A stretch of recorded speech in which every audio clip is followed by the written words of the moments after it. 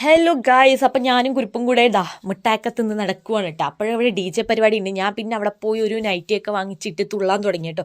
കാരണം എന്താ വെച്ചാണ്ടല്ലോ, അവിടെ DJ ഇങ്ങനെ അടുത്താണ്, നമുക്ക് കേട്ടുകൊണ്ടേയിരിക്കാം.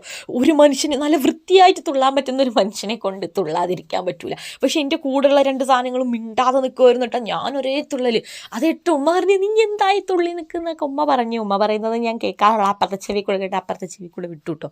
എന്നിട്ട് പിന്നെ ഞാൻ ഇതുകളെ വിളിച്ചു, ഒന്ന് വാ, നിങ്ങളിങ്ങനെ സംസാരിച്ചുകൊണ്ട് നിൽക്കാണ്ട് നിങ്ങൾക്കൊന്ന് വന്നൂടെ. ഇതിൻ്റെ ഇടയിൽ കൂടെ എന്തോ ചലിക്കുന്നുണ്ടല്ലോ, എന്തോ സാധനം ചലിക്കുന്നുണ്ടല്ലോ, എന്താണെന്ന് എനിക്കറിയില്ല കേട്ടോ. വോയിസ് ഓവർ തുടങ്ങുമ്പോൾ എങ്ങനെയെങ്കിലൊക്കെ എന്തെങ്കിലുമൊക്കെ വരും.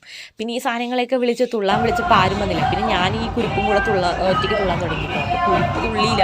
കുരുപ്പിൻ്റെ അടുത്ത് ആടി തുള്ളാന്ന് പറഞ്ഞപ്പോൾ എനിക്ക് വിശക്കണമെന്ന് പറഞ്ഞ് അത് കണ്ണാടിയൊക്കെ വെച്ച് ഫുഡ് കഴിക്കാൻ പോയി. അതിൻ്റെ കയ്യിൽ ആ കണ്ണാടി കണ്ടപ്പോൾ എനിക്ക് അത് ഇട്ടിട്ടൊന്ന് തുള്ളാൻ തോന്നിയപ്പോൾ ഞാൻ അത് ഇട്ടിട്ടങ്ങ് തുള്ളി കേട്ടോ. പിന്നെ എൻ്റെ കൂടെ ഉള്ളതൊക്കെ ചിരിച്ച് മണ്ണ് കപ്പിയിട്ടുണ്ട്. എൻ്റെ കോപ്രായം കണ്ടിട്ടാണ്. എന്ത് ചെയ്യാനാണ്, നമ്മളെ കൊണ്ട് ഒരാളെ ചിരിപ്പിക്കാൻ കഴിയുന്നതും ഒരു കഴിവാണെന്ന് ഞാൻ വിശ്വസിക്കുന്നത് കേട്ടോ. അവർ ചിരിച്ചില്ലെങ്കിലും അതൊരു കഴിവായി ഞാൻ പ്രഖ്യാപിക്കുന്നു.